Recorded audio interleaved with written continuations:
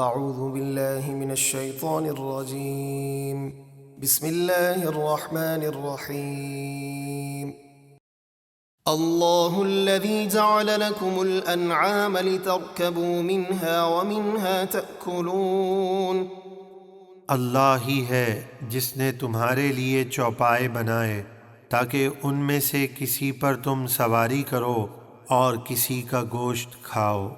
وَلَكُمْ فِيهَا مَنَافِعُ وَلِتَبْلُغُوا عَلَيْهَا حَاجَةً فِي صُدُورِكُمْ وَعَلَيْهَا وَعَلَى الْفُلْكِ تُحْمَلُونَ، اور تمہارے لیے ان میں بہت سے فائدے ہیں، اور تاکہ تم ان پر وزنی سامان اٹھا کر اپنے دل کی مرادوں یعنی منزل مقصود کو پہنچو، اور تم خشکی کے سفر میں ان چوپایوں پر اور بحری سفر میں کشتیوں پر سوار کیے جاتے ہو۔ وَيُرِيكُمْ آيَاتِهِ فَأَيَّ آيَاتِ اللَّهِ تُنْكِرُونَ، اور اللہ تمہیں اپنی نشانیاں دکھاتا ہے تو تم اللہ کی کون سی نشانی کا انکار کرو گے؟ أَفَلَمْ يَسِيرُوا فِي الْأَرْضِ فَيَنْظُرُوا كَيْفَ كَانَ عَاقِبَةُ الَّذِينَ مِنْ قَبْلِهِمْ كَانُوا أَكْثَرَ مِنْهُمْ وَأَشَدَّ قُوَّةً وَآثَارًا فِي الْأَرْضِ فَمَا أَغْنَى عَنْهُمْ مَا كَانُوا يَكْسِبُونَ۔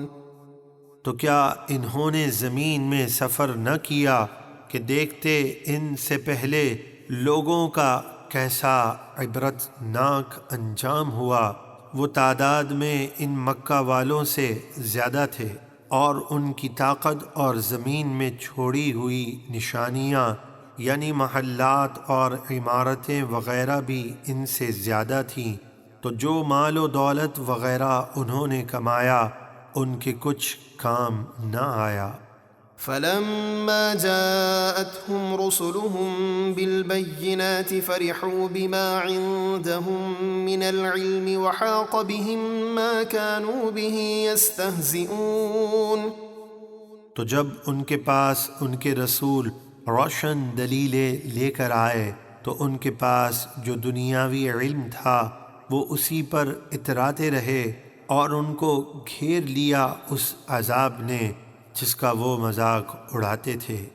فَلَمَّا رَأَوْا بَأْسَنَا قَالُوا آمَنَّا بِاللَّهِ وَحْدَهُ وَكَفَرْنَا بِمَا كُنَّا بِهِ مُشْرِكِينَ۔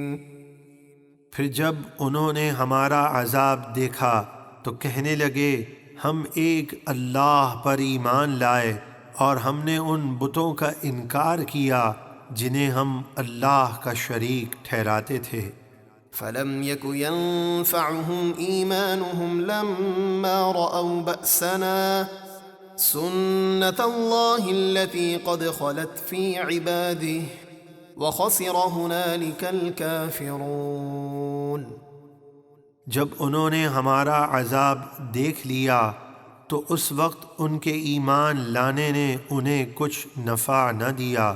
اللہ کا دستور ان کے ساتھ وہی رہا جو اس کے بندوں میں گزر چکا، یعنی عذاب دیکھ کر ایمان لانا فائدہ نہیں دیتا، اور وہاں کافروں نے سخت نقصان اٹھایا۔